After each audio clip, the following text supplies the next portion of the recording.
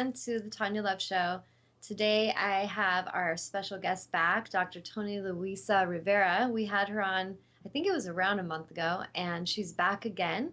And we're going to kind of go more deeply into her book today. And so I want to welcome her to the show. Hey, Toni. How are you doing? Hi, I'm excellent. Thanks for having me. Yeah, I'm glad that you could connect with us again. Yes. So some of you maybe saw the show before with Toni, and maybe it's your first time hearing about her. So I'm just gonna give you a quick little summary on her, and then I'll let her introduce herself. And what we're going to talk about today is her book. She's the author of a book called The Propelled Heart, and it's Moving from Injury to Insight.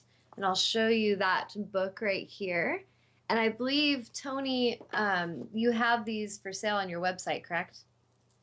On Amazon, actually, Okay. Amazon.com. Okay, so if you guys go to Amazon and you look up The Propelled Heart, you can find her book. And if any of you guys are watching and you want to be in the live chat, I encourage you to go and put your names in right now. And then you can ask Toni questions or you can share, stuff that you want to share from your own journey. And if any of you want to try to call in today, the number is 919-518-9773. So, Toni, why don't you give a little brief background on yourself since some people might just be hearing about you for the first time? Well, I'm trained as a chiropractor, and I've been in private practice for over 30 years. And I am a certified Rubenfeld synergist for over 20 years. So I've combined these two things, and I work in a subtle way with people with touch and talk to help people to tune into their own body and the wisdom and the messages that are stored in the body that the body's trying to get through to us, our emotional stories, and working with the body through subtle touch and talk to assist people to go there. And The Propelled Heart is my first book to share some of those insights working with people over the last 30 years. And I share a bit of my story also in the book. Yes. Yeah, and if any of you guys didn't see the show last time and you go look for it, I think it's just called Interview with Dr. Toni Luisa Rivera. So if you look it up on YouTube on my Tanya Love channel, you can watch that show as well to catch more of what we talked about last time. But yeah, Toni and I on the last show we kind of discussed like how much we both have in common as healers as far as having a very challenging beginning of our life journey, and kind of surviving through abuse and really like I'm going to read a card to you in a little while because I drew a Kuan Yin card for today, and it's all about cultivating a pearl and how the sand that gets trapped in the oyster, creates irritation and it actually grows this beautiful pearl. And I feel like in my own journey, and I'll have Toni share on her side, like when we move through these challenges, if we're looking for the gift, we can really find how much it's strengthened us, how much it's helped us learn, great wisdom, and then we can actually share that with others. So I feel like Toni's really doing that with what she went through, and she shares about her personal story. And then she wrote this book to help others that might be struggling as well. So, Toni, do you want to share anything like from your personal story that you feel personally? Because today we're going to talk about chapter 14, about the chapter on really listening to your body, the body wisdom and metaphor. Do you want to share a little bit about what you went through personally that brought you to that awareness so that now you share it with others? Yes, when I graduated from chiropractic college, I really had a mission to go back to Puerto Rico where I grew up and to share with others that chiropractic gift. I always have believed that the body heals itself, and that's something very strong in my heart and in my belief. And so becoming a chiropractor was part of that.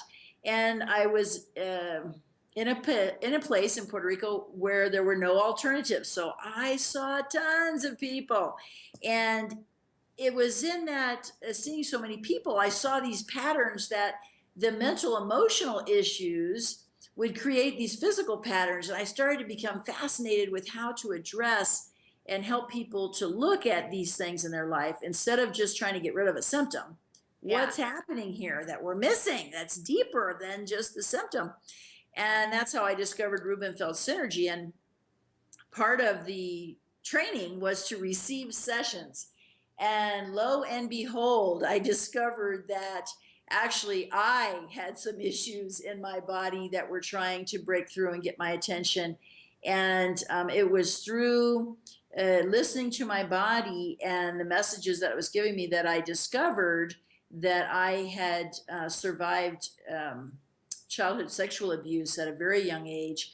And I had no idea. I had completely suppressed that, as the brain and its wisdom helps us by suppressing the memories that are too difficult to deal with and that I couldn't deal with at that age, because it was all before it was before 5 years old. So as I discovered and these things came up, and I realized, oh my gosh, that's part of this drive, really, and a lack of boundaries that drove me to work so hard. I had become a workaholic and was really not paying attention to taking care of myself. And it wasn't until I realized that was underlying. So I started in the Rubenfeld Synergy, and being with Alana Rubenfeld, she really taught me that underlying any physical thing, even accidents, if you will, is an underlying mental emotional pattern that is creating or causing us to create situations in our life that are trying to get our attention. And the body is merely reflecting back to us. It's a metaphor. The body is actually a metaphorical representation of our life and all of our life. So there can be things from the past or from the present that the body's trying to get our attention about that need attention. And many times I find that it's when we're adults, many times it's in the 30s and 40s that people start to, all at once, the body's not going to let us hide it anymore. It's like, okay, you have the resources now. It's time to deal with this. No more burying it. And it starts to come to the surface. Which is So such a beautiful thing. And I feel like you're doing this through chiropractic healing and through the Rubenfeld, what'd you call it, synergy? Rubenfeld Synergy Method. Which, when I was reading about that in your book, like I'm doing a healing called, and like it's angelic auric clearing, and it's something I got actually from higher self, like through conscious meditation and through dream state. So it's not like a training I took officially with people, but it's one I was uploaded with as a healer. And so everything you're saying is exactly what my guides and team have expressed to me, as far as like how all of the physical pain that humans have, and like what you were just saying, accidents, and like if someone's stealing from you, I mean, everything that we're having created in our external holographic reality is actually happening from a vibrational disruption in the human's field. So in if the way I kind of see it, because you and I are doing very similar things but in very different ways, so that's what's kind of fascinating. So in the physical body, like you're seeing as a chiropractor, it's already manifested physically as a problem that's getting their attention. And in the auric clearing, we can tune in at a vibrational level to the energy field and start to clear those things before there's an emergency state, or we can wait till there's an emergency and then we still go in and clear. But it is, everything what you just said is actually accurate. It's a vibrational frequency that we have in our field, and it keeps playing out until we clear it. So like, yes. whether or not we, we deal with it when we're 10 or if we deal with it when we're 70, it's still in the field. And so Yes. when we start looking at our life, as you can probably see, Toni, did you start noticing, as a healer, I observe everything with others, but also my own life. And you start to do what I call connect the dots, and you start seeing that there's a pattern. And these patterns are actually giving us information so that we can go in and clear those old programs. What do you think about that?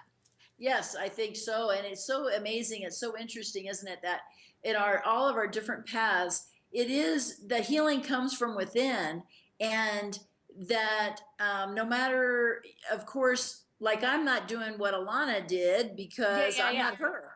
And we each take what we're exposed to or what comes to us that we're then expressing in the world. That's that gift that we bring, especially as healers and working with others, that it's an art also, it's a philosophy and art. And so it's so beautiful. And I do feel that thought creates energy, and then the energy creates the physical. So when we really need to look at those deeper, many times not even our formed thoughts are or information, but also it's these subconscious streams of thought, these beliefs that we don't even realize we believe. We have to go Absolutely. deeper into that energy and follow that trail to find out what and how we're living is a clue Yes. to those underlying beliefs that we don't even realize are there. And I so we absolutely are, agree with you on that. yeah, I feel like so much patterns of like addiction and things like that, or chronic pain, or just when people have deep rigid belief systems about anything, if they're left unaddressed long enough, they do start to create some kind of physical distress or dis-ease in the body. And it is so that's so important of an aspect of healing that I feel in our modern world we have to start to look into is working in that unconscious subconscious place, not yes, just what we're consciously thinking about and saying, but what is the iceberg? We see the tip with what we say, but what's below the water that right, we're not even understanding is there, that's blocking our ship? You know what I'm saying? right, Yeah. right.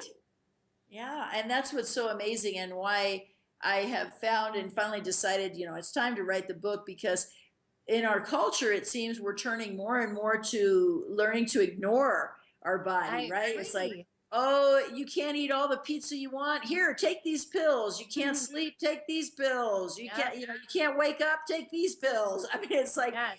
It's a um, little scary, actually. I it really feel is. like it's very concerning when, from the perspective, like when I go into meditation, I connect with guides and I see it from more universal mind, like the big picture, and really seeing it like as this dark agenda that is numbing humanity. And if we really look at it in a big picture way, we can be upset about it or angry, but what I feel like where we have power is where we start to come in and be still and quiet in our own mind, and we take our own power back and we start to heal ourselves, and then we can Yes. help others see as well.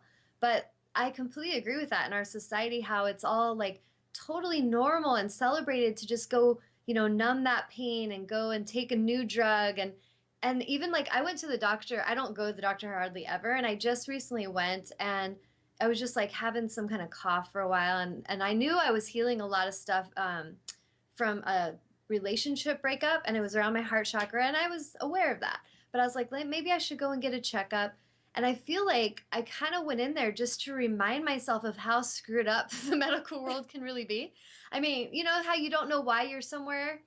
Well, I get in there, and then they're like, well, you need to have your flu shot, and have you had this test? And um, we need to get you in for your next pap smear. It's been a while. And I'm just like, Jesus, like all of a sudden there's all this fearful talk coming at me. And I'm just like, whoa, whoa, whoa, I'm good. And the lady's like talking to me about how important it is to have the flu shot and that I'm so, so vulnerable and da da.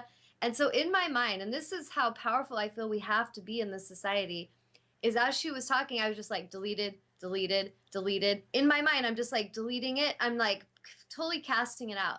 But so many of us, we don't even realize how we go into a place like that. And we're taught that we're supposed to respect people in these certain positions. So if they say something, oh, I guess I should listen to that. And then we give our power away. Next Yes. thing we know, we're not feeling so good. And I just think, whoa, something's off with this system. I mean, have you sensed that, Toni? Oh my gosh, it's terrible. I hate to go also. I I'm really, like, come on. I know, and it's so funny. I had a client the other day because living in Santa Fe, New Mexico, there's a lot of people who take their health in their own hands and everything. And it was a few months ago, one of my clients was suffering. She was having some kind of a really sharp pain in her abdomen, and she felt like she wanted to go to the medical doctor. She said, I haven't had any kind of testing ever. So, Yeah. and she's in her 70s.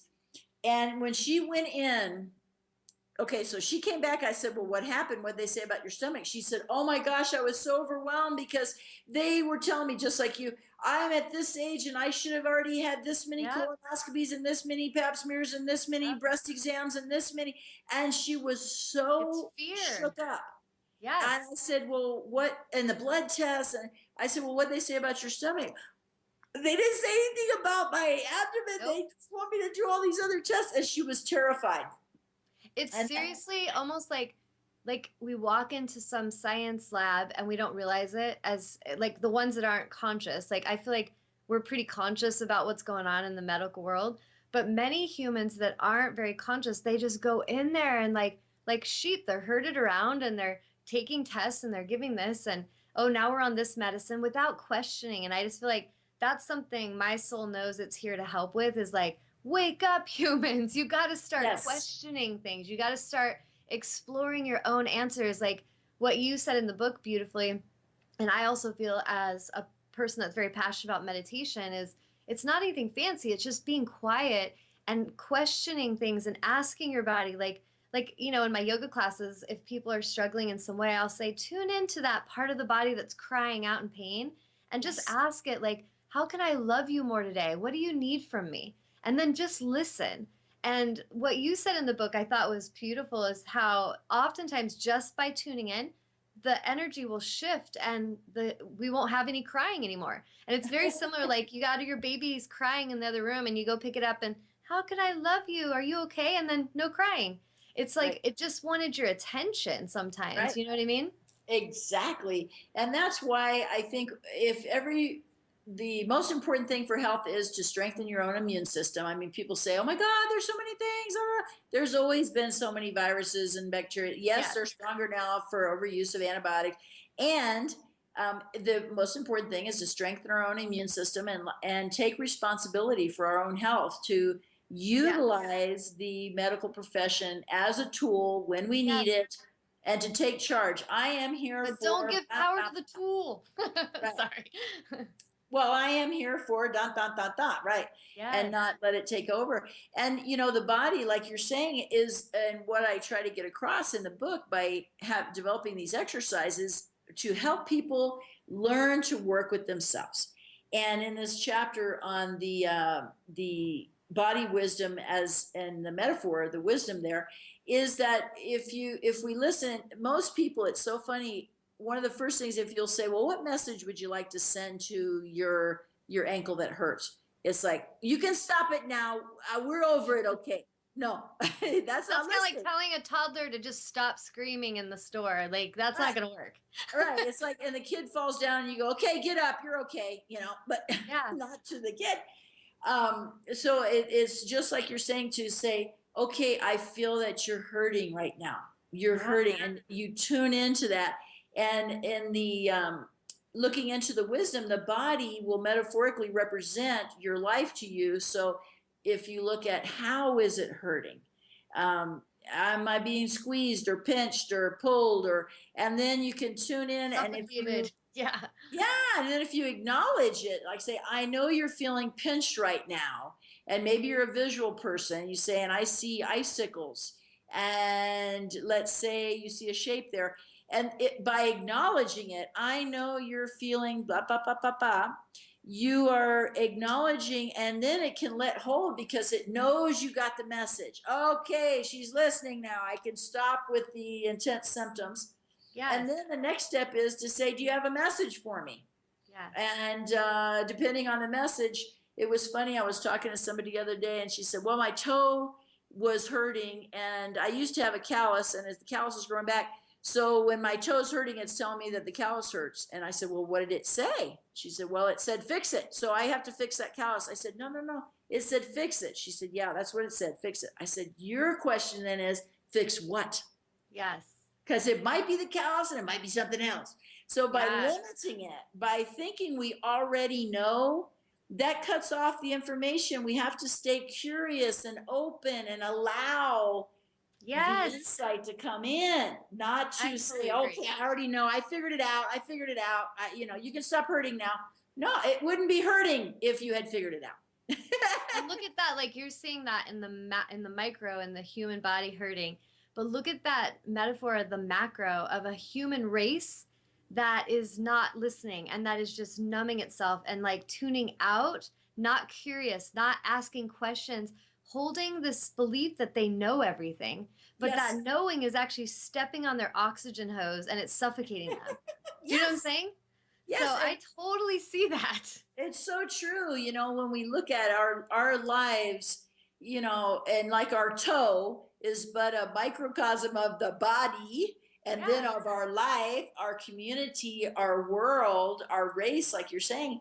And when All we, I mean, look connected. at our, our leaders when they go in and they go to other countries and say, we're going to help them have the life we have. Well, they don't want the life we have. They have their own culture. And Exactly. it's that That's thinking. like the hand telling the foot that it needs to be a hand. And the foot's like, I'm totally cool with being a foot actually. And if you just let me be the foot, I will totally take you where you need to go, you know?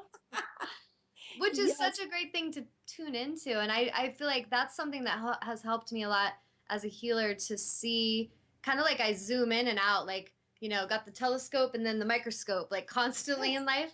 And it's helping. And that thing you just said, which what I call in yoga is beginner's mind, is just staying in that place where we're like children, because really we are like children of light. We're here to explore, to play, to be curious, to ask questions. And that's something that I think, even metaphorically, in our childhood, we get shut down and we get ignored and silenced and suffocated. And it's so symbolic, like what we have to stop doing to our children. And we have to start as we're adults, we have to start with that with ourselves. Like we got to start loving ourselves, loving and having compassion for ourselves. And, exactly. doing that inner child work is so vital because every one of us has a child that's either frozen and suffocated and pinched off or completely honored and loved and cherished in a playful, curious way.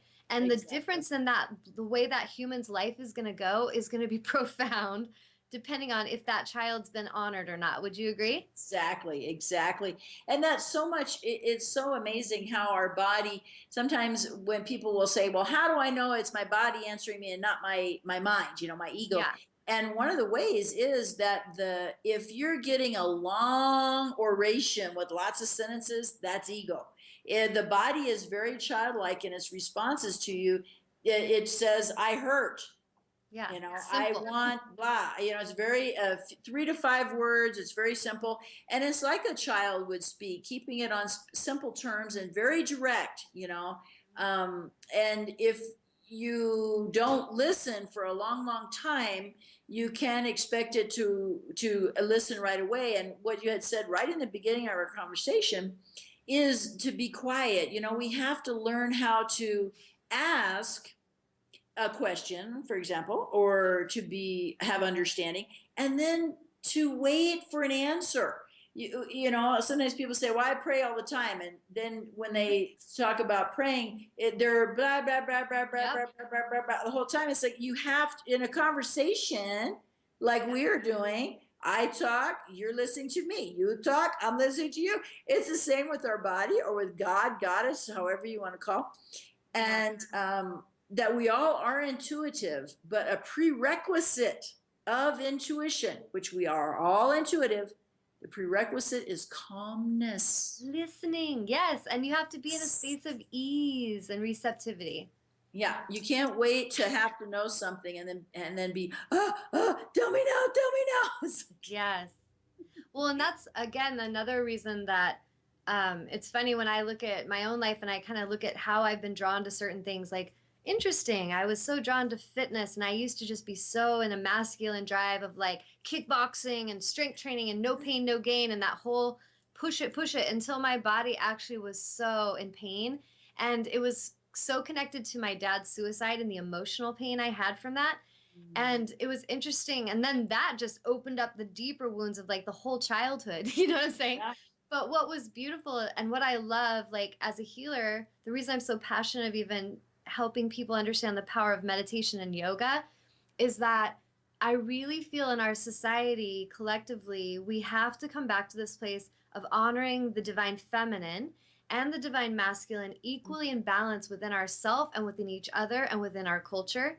yes, And we've been in a place where we have been so masculine, misaligned masculine, focused and driven at the cost of the feminine. And we see it in the metaphors of how women are treated a lot of times. We see it in the metaphor of how we feel guilty to rest, we feel guilty to just be. yes, And we've got to heal that because really, that yin yang circle, the balance has to be there for wholeness and harmony and peace to actually prevail. And I feel like the most important thing, like what you're just saying, is when we're in that place of receptivity and listening, divine feminine, it is powerful. And I feel like we need to kind of you know, shift our belief systems on what feminine energy is, first of all, because I feel like a lot of people see feminine energy as weakness and as silliness. And oh, we don't have time for that stillness. We got to go do something, you know? And Yes. in truth, all of the masters that have walked this planet have taught the balance. Every Yes. one of them, even from like scientists like Einstein, taught about the reason he could consciously upload so much amazing universal mind was because he was in that state of listening. And Yes. then when we listen, we can take aligned action. That action is going to be more powerful and more beneficial to the whole than if we're just fearfully, frantically in action all the time. Would you Yes. agree with that? Oh, I do 100% agree. You know, that listening is receptivity. You know, you have Mm-hmm. to receive and know, you know, there's that balance between the heart and the mind, that the mind says, "Can I do it?" but the heart says, "Should I?" Yes. And there again is that balance between receptivity, knowing, yes, this is in alignment with not only me, but the world around me and nature and God, goddess. And then you take the action. When you Yes. know that you're in alignment, then you Yes. take the action. And it's a much different action when we've been receptive and listening first. The action that we Absolutely. take is steady, it's bound for success, it is consistent, and it's a win-win. It's not harmful to anyone when we Yes, take it's that time. honoring the whole. Absolutely. Honoring people. Kind of like, Honoring. have you seen the movie Avatar? Yes. Okay, so like I love that movie, and I feel like Avatar so shows, and that's such a beautiful metaphor of what's going on with our human race, and how the humans that actually had a reverence for nature and they were listening and they were connecting with Awa, they were looked at as savages, as like, you know, just these beings that should just be cast out like roaches kicked out of a, you know, someone's house. And I love how they showed that. And like the ones in the corporate world were just all about action, action, but all about fear, all about control at the cost of life, at the cost of nature, at the cost of everything. It's insanity. It And we really is. have to start seeing that so that we can heal it. You know what I mean?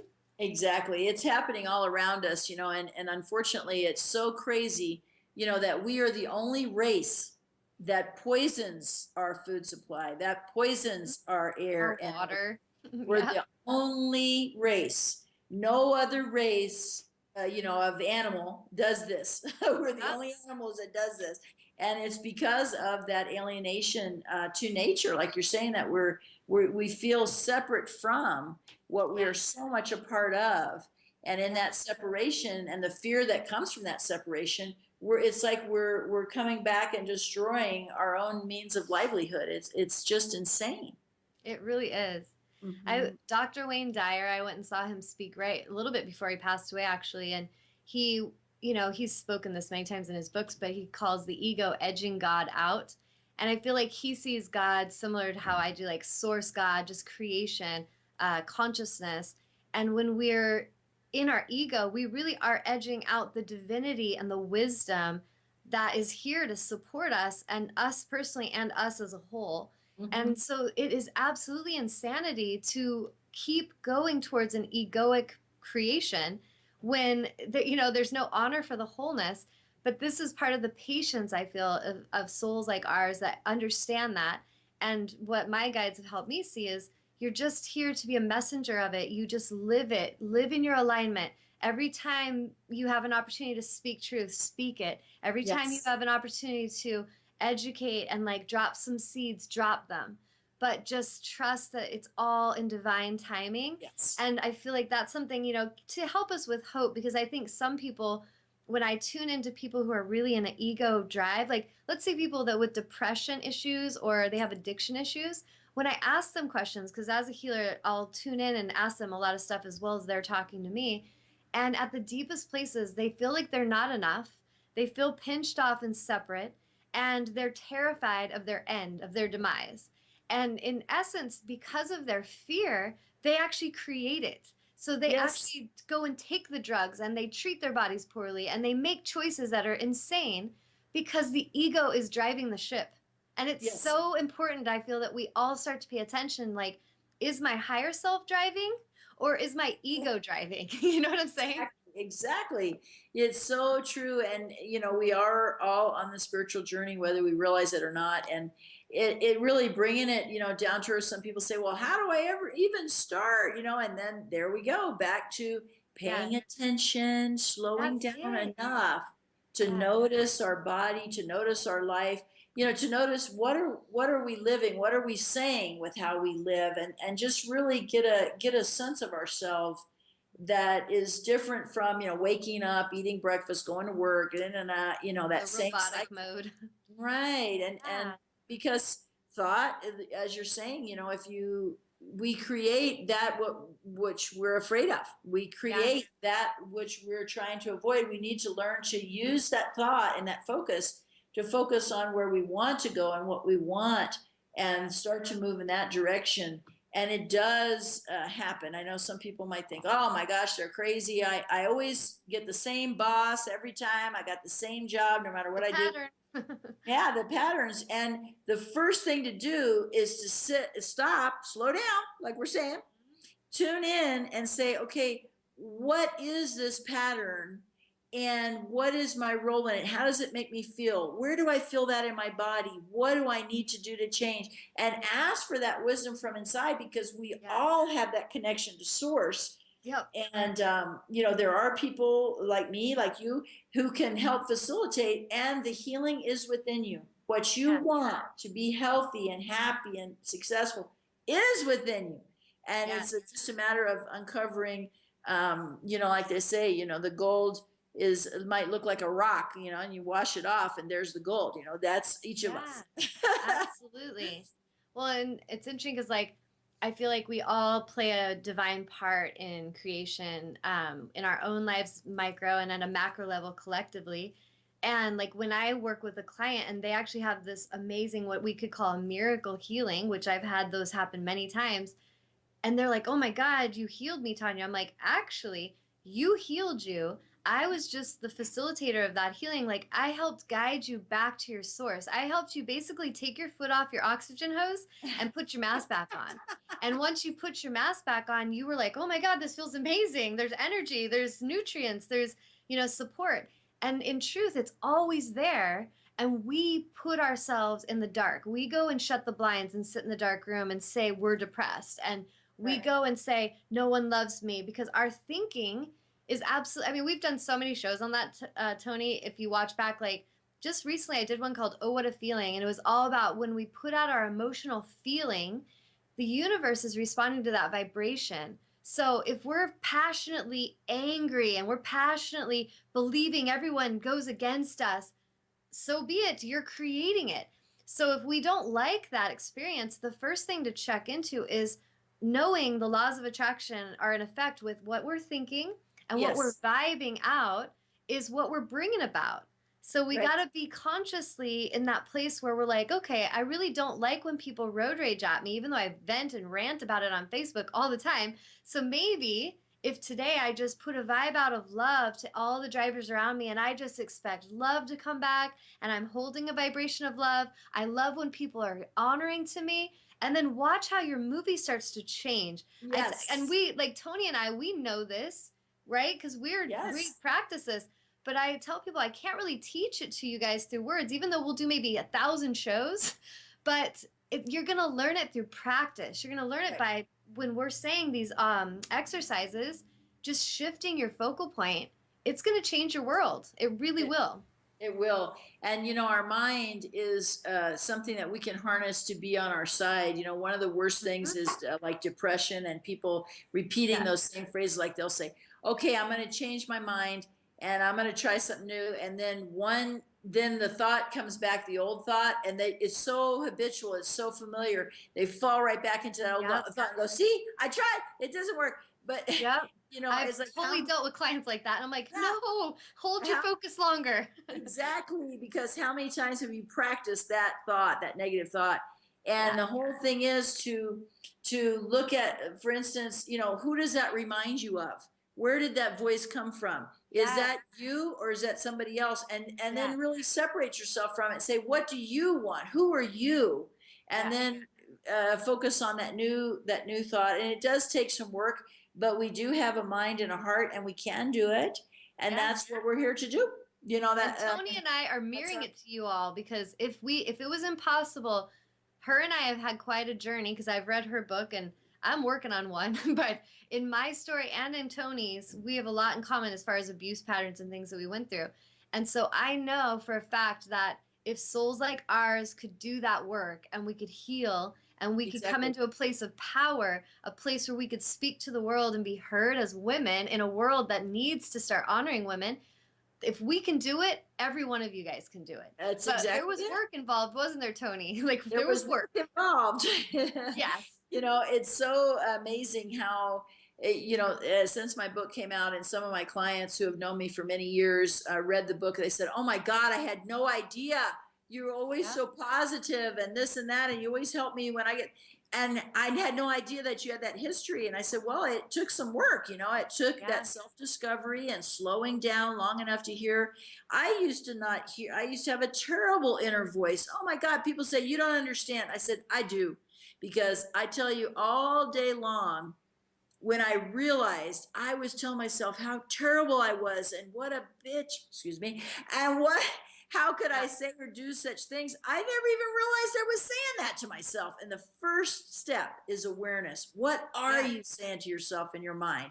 And you have to develop the other voice. Like what I did was, when I would say, "Oh, Toni, you're so terrible," I'd say, "Now that wasn't very nice. You didn't mean to Yes. say that wrong. I won't Yeah. say that again, but let me help myself. And I turned it around till now. I still, yes, sometimes say things I wish I hadn't said, but the first thing that happens in my mind now is I say, "I love you, Toni, anyway. I love you. I know you Yes. made a mistake. It's okay." You can go heal it. And that's so important because I feel in yoga when I'm in healing sessions, I call that, when we're healing the inner child, we're allowing higher self to become the nurturer or the mother, the parent, the father, whatever you want to connect it on as a metaphor. But all it is what you just said, because we said there's work involved, but all the work is really just awareness. It's So that awareness. awareness, yeah, it's just like, oh, I was just saying a negative thing, like, oh, I suck at this, and then catching that and saying, Yeah. oh, actually, I'm getting better and better at this every day. And you show Yes. yourself compassion, like you would say to a child. If a child fell off its bike, Exactly. you wouldn't be like, you suck at riding bikes, what are you even doing? You know what I mean? So it's like we have to talk to ourselves like we would a child, that we're Exactly. encouraging towards growth. Exactly, because no one, most people would never say to anyone, much less a child, the things they say to themselves in their own mind. And Yes. that's what we have to start to catch.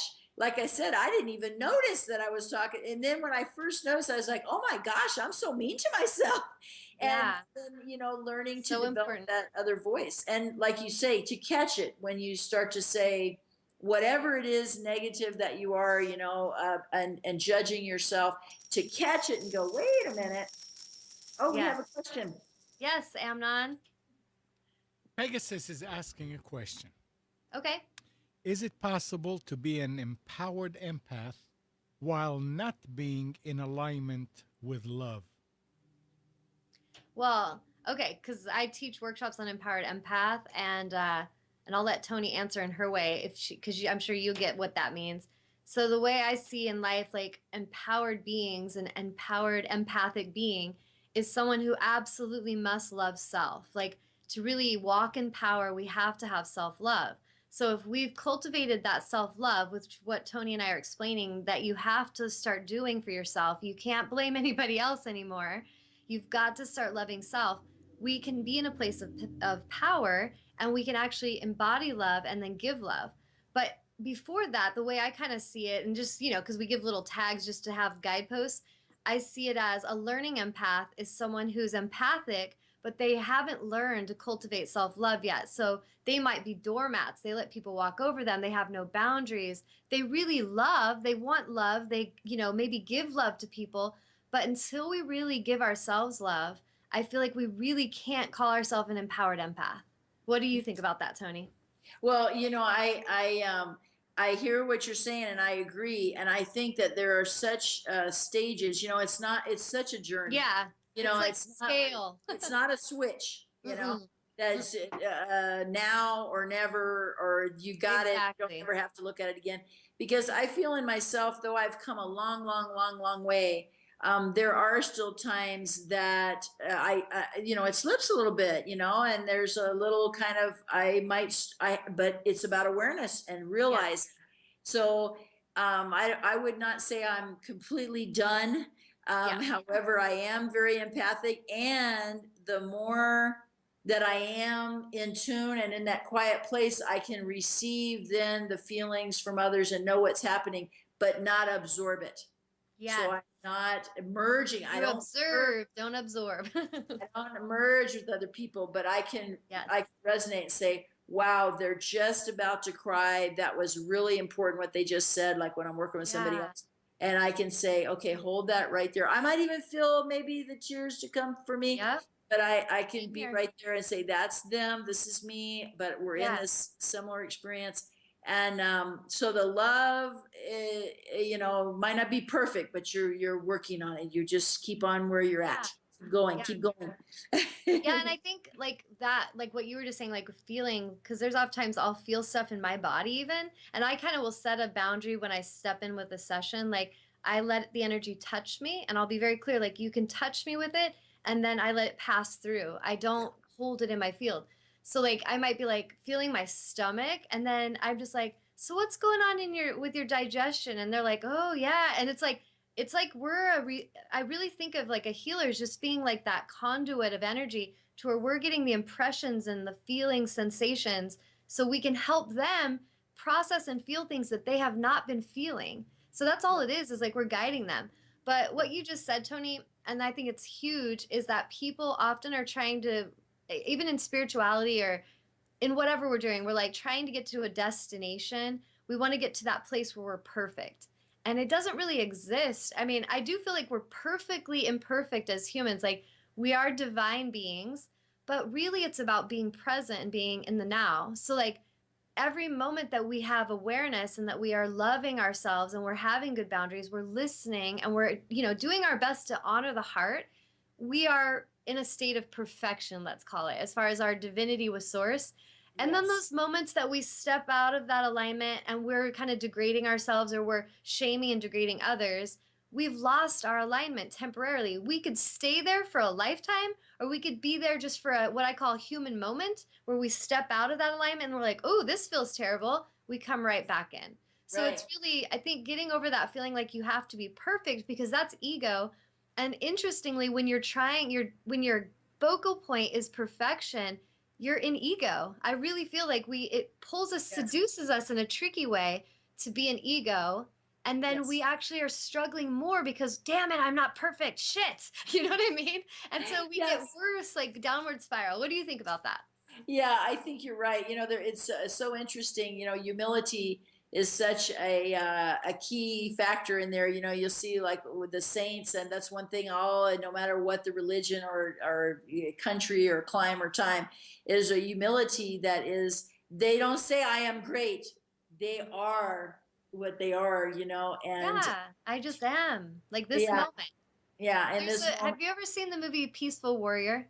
yes, So yes, that movie is a great movie for anybody that's kind of wanting to go and see some visual of what we're talking about, because that film really shows how much the ego messes with this guy, first of all, yeah, but then in the end, when he goes through the whole journey, which all of us are doing as spiritual beings, we're really here having this human physical experience because we're learning so much about our emotions and our connection to the universe around us. And so through experience, he comes to the end realization of, I am this moment. And if he's there fully in his power, present, listening, he is the most powerful force in his universe. yeah, And that's the truth for all of us. So, like, when we're talking about Toni's book about healing and being mindful and having awareness of what your body's saying, is that important stuff? Yeah, it's really important, because it's actually going to help you come to a place of stillness, of listening deeply. yeah. And when you can show up, every one of us, if we could just be right here, right now with each other, right in this breath, this moment, we're not worrying about the future, we're not dwelling about what happened in the past, we're right here fully, we're free and we're powerful beings. We are a powerful force, and we are going to be more conscious as creators together. What do you think Yes. about that? Yeah, that's so true. I was just thinking of how, the be here now, from, Mhm. Yep. That's ages ago. so simple, but so powerful, right? It's so, and I heard even a monk talking recently and saying, be here now, be somewhere else later. you know, Yeah, uh, the exactly. adding that extra line. And when we are present, something changes, and we have to realize that just because we're physically somewhere doesn't mean we're present. It is where That's our right. heart and mind and energy is. Because I can be a million miles away and not be right here, and I'll Yes. miss the magic of this moment because I'm thinking about something from the past or planning tomorrow or something, instead of Yes. being right here right now. We can only live right now, and that That's was right. one of the things. It's Eckhart Tolle, right? Talks about Yeah. how when people are all nervous or depressed or whatever, one of his most powerful things is he'll say, is that happening right now? Exactly. And it brings that awareness like you're ranting about something when you were 8 years old and you're 40. And is it happening right now? No. you know? Yes, Exactly. I love Eckhart Tolle. Like he's like a little Yoda. I love Yes. him. You So know, wise. and it's so amazing how, and then some people might be listening to us and go, well, I thought that, you guys are talking about the past and having to heal it. And then we're talking about be here now. But it's what's so interesting is life is a combination of all these things. If, for instance, when I didn't remember the abuse of my childhood, I was such a driven person.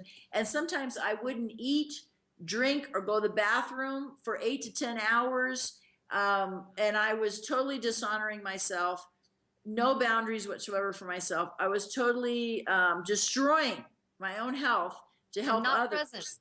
right? Right. And I helped them to a certain point. Yes. And, but what was I teaching them by me not eating, drinking, or going to the bathroom and sacrificing Yes. myself for them? I'm teaching them that's important for them to do also, right? Exactly. And it's kind of the message, I guess, part of the thing my mother taught also in that was she self-sacrificed. And I learned that very well. And Mhm. so by just becoming aware, did all of that, my little girl heal? No, it took work. But first was being aware, oh my God, something happened to me that made me think other people were more important than me. Yes. Something happened to me that makes me want to hurt myself to help Mhm. other people first. I learned that somewhere. What happened, Yes. Then knowing it and not dwelling on it. Of course, you get angry. Why me? How could they do that to me? What's the matter with those people? But then you have to be able to say, okay, what have I learned? And really, I feel part of Yes. my strong empathy and intuition and my sensitivity in my hands and everything came from me having to be super sensitive and predict what was going to happen at that time. So I had all these years of practicing and watching people and knowing people, but it's created gifts that I can bring back to the world. So there's that subtitle of my book, From Injury to Insight. So we can't Yes. stay in the injury. We need to cultivate the gifts and bring that insight into the world, because each of us are who we are because of our unique experiences. There'll never be another me. There'll never be another you. And all of you watching us and listening to us today, there'll never be another you. So moving Exactly. forward with your insight is the gift you bring to the world that we're all waiting for. Yes. It's so true. Yeah, Yeah. and that the piece of like being present, because you're like, when you were talking about not dwelling on past, because I think that's important as well. But when you're working, let's say when you're working with a healer and some energy, because sometimes I'll have clients like, oh, I really want to discuss a lot of things. There's so much. And I'm like, you know what? You can say whatever you need to say, but just trust whatever is of priority is going to surface today. And it kind of helps them calm down because they just feel like there's so much that needs to be healed. Right. And when they can just relax, the very priority points will come up to the surface, like the buoys that have been held underwater that pop up that moment. Let's look at those and we're So present true. with those, but with the intention of honoring what we learned from those experiences and feeling them completely, which is important to feel them and process them, and then to release them, to Yeah. let them go so that we're not holding and harboring that negative, disruptive energy in our field any longer. So it's like we are going to have to come to that place where we process and we are present with the pain and with what has happened in past. But when we're really not present, we're not dealing with past pain. We're not dealing with present anything. We're fearing the future. We're angry about past, and we're not with the people around us. Like people in relationships with issues, often they're sitting next to each other, but they're not with each other. You know what I mean? So I think the way you were explaining too with your body, I had similar things in my life where I was always like helping others and didn't have the best boundaries when I was younger. But as I process like the abuse, I'm like, well, that makes sense. Like, why would I have boundaries? Like, they could do whatever they wanted to me. So it's like makes sense that we have to be compassionate and gentle with ourselves, that we're teaching ourselves boundaries when we've had people, you were talking about mind chatter. There are some humans, like I had a mom that I grew up with that said terrible things to me. And those terrible words were like little darts that go into your brain, little seeds. And when you're saying process, like, where does that voice come from? That's not even my voice. You know what I mean? And it's so important. Exactly. And we got to have compassion for our parents and teachers that lost their alignment. Well, we don't have to. I would encourage compassion, because when we can see them as hurting children that didn't ever do their healing work, we can kind of have more compassion with them, that they really did the best they knew how with the Right. tools they had. And Exactly. that's can help us like to have forgiveness. It doesn't mean that it was okay that mom didn't give love, or that, this person like abused us, but it means that we understand at a more universal mind that they really did the best they could from the abuse they went through. And now what do we do to heal it and evolve it forward? You know what I Exactly. mean? Exactly. And it's something that is so, when you say about what they went through, and it'll never be okay. Like, it's not okay Yeah. to abuse a child. Okay, No. it'll never be okay. And it's not And like you want to think that it is either. right. Yeah. And because sometimes I've had people say to me, I want it to be okay. I want it to be okay. It's like, look, it will never be okay, but can you be okay? Yes. Yes, Yes. you can be okay, You but can heal this. Yes. but we can never make it okay that that happened, but it's in the past. Can you be okay? Yes, you can. And Yes. it's something interesting too, I think, that sometimes when you were saying about how people come and they have so many things and they want to make sure they tell you everything because there's so many things, and Like I've only got so much time. whatever surfaces, and you'll notice what comes to the surface, there's a thread that all those things are connected. So if you Oh just yeah. focus and deal with one, and many times in healing ourselves we'll find that too, and Yes. people will come with abuse, you don't have to remember every Nope. instant of what happened, the detail, the date, the time, the abuse, the Exactly. person. No, it what you need to heal will come to the surface. You Yes. deal with that, and it's a ripple effect. It goes through and it heals the other instances. When you have that insight, it ripples through your life. So we don't have to have every detail come out Exactly. And that's for it to important, be because I do connected. think sometimes people, again, it's coming from a fearful place of like control. And as a healer, I can see that and then kind of just comfort them and help them relax to trust that it will. But everything, all of our wisdom and our healing, the gifts, the things that we need to release as pain, it's all in our field. And it's just us kind of letting go. And then Yes. as we let go and we allow, which divine feminine energy, again, allow, we allow whatever needs to surface, and then we clear it. And like I have a client I've been working with for over a year, and she and I just did a session recently, and she was kind of like, just wish I would have been progress I would have progressed faster. And she was kind of seeing the like how long it took.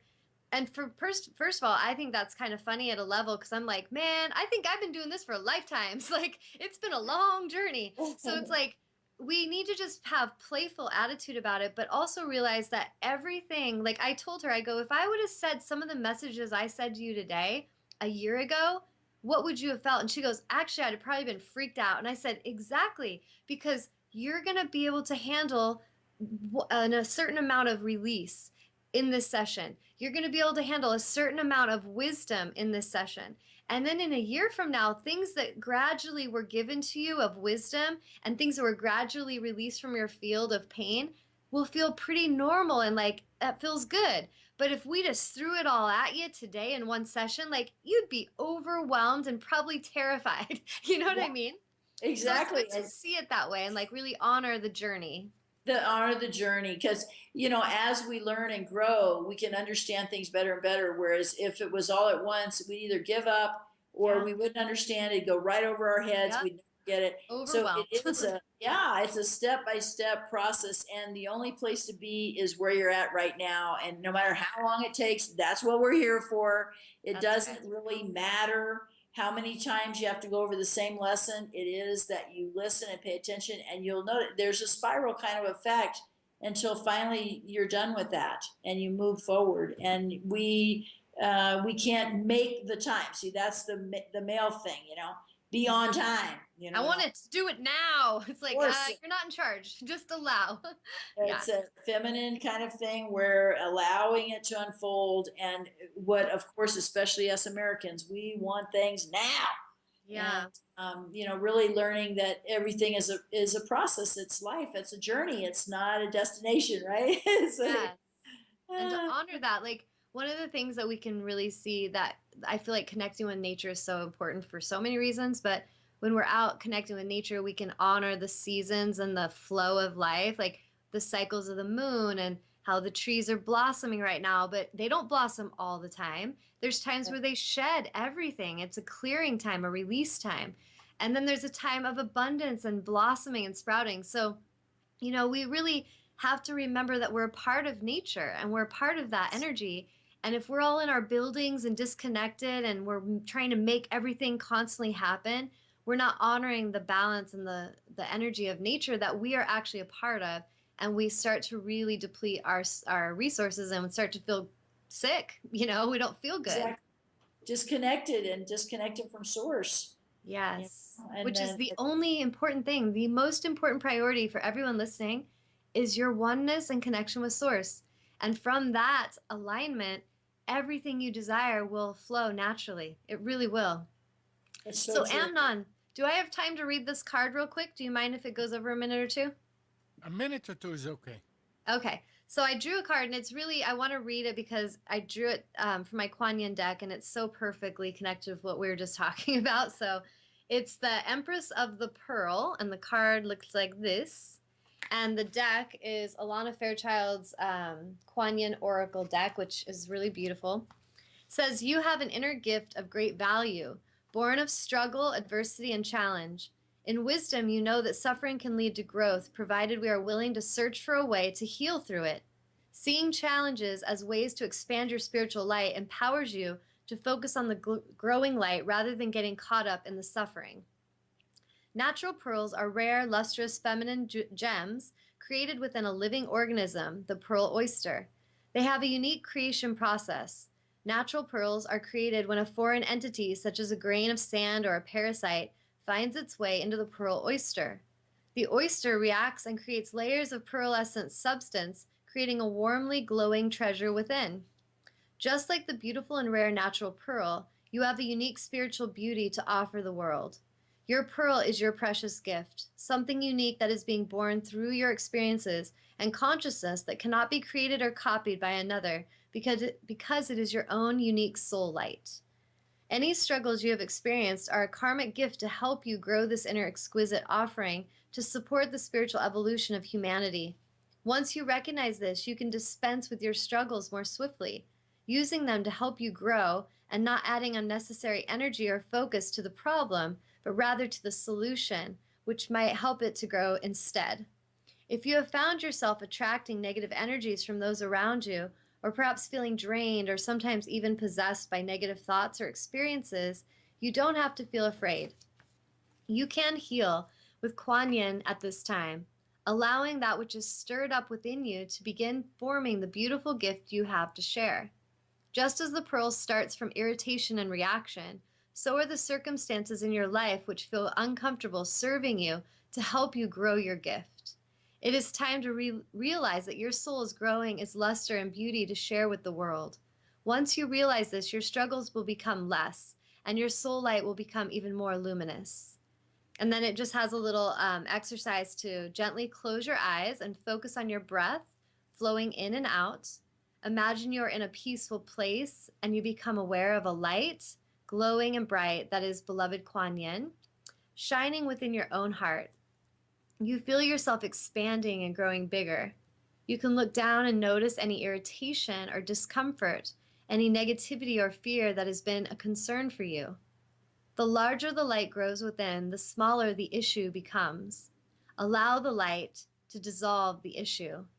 The light begins to glow with pearlescent, luminous warmth. It wraps itself around the issue with love, gentleness, and peace, layer and layer until the issue itself disappears into an endless layering of pearlescent light.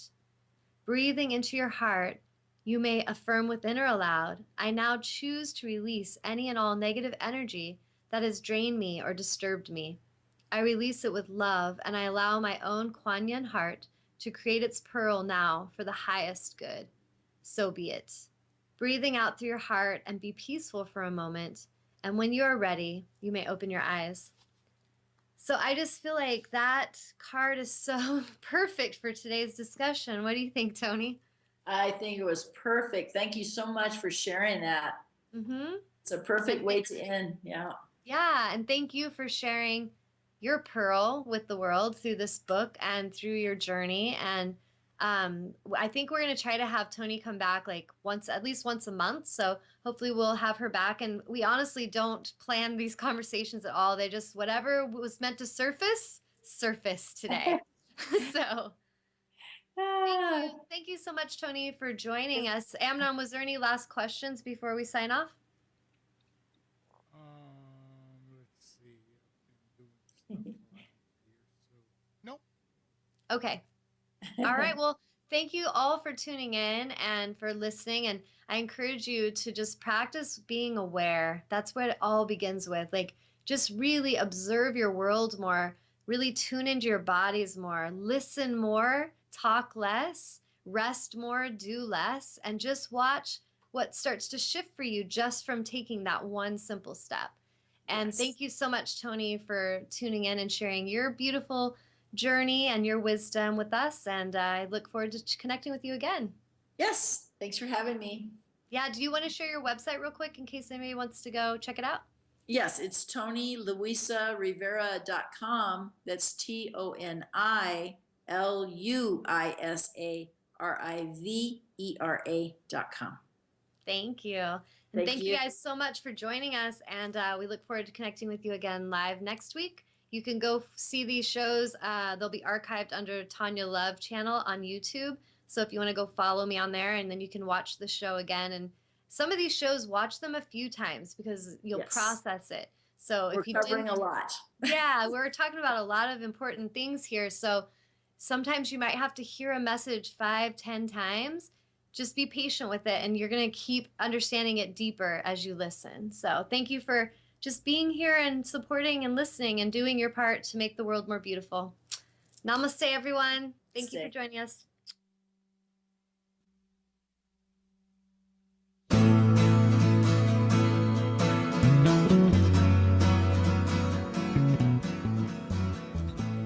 You're tuned to the Nissan Communications Network. Our weekly lineup of call-in programs includes Computers 2K Now with Amnon Nissan, My Life, My Will with Gisela DiCarlo, The Tawnya Love Show, Health Then with Debbie Bruck, Breaking Free with Marilyn Shannon, Triangle Be Well with Howard Jacobson, Lunch and Learn with Rabbi Yisrael Cutler, Lessons of Vietnam with NCVVI members, Parent Dome with Ryan Miller, Current Affairs with Amnon Nissan. And if you tuned in too late, you can always watch each program in its entirety or download an MP3 audio file of it in the archives section on nissancommunications.com. Don't forget to subscribe to our YouTube channel, follow us on Twitter, and like us on Facebook. Sponsored by Atomos.com, makers of quality video recorders and converters, CarolinaApparel.com, and DeltaForce.net.